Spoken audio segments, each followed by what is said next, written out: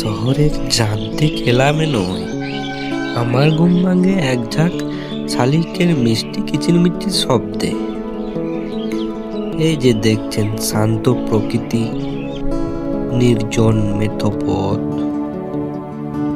এখানেই তো লুকিয়ে আছে জীবনের আসল সার্থকতা।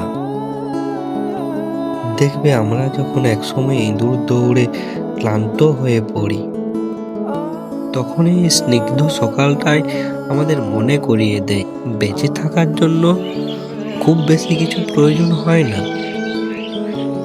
একটু নির্মল বাতাস, একটু শান্তি, আকাশেই যথেষ্ট।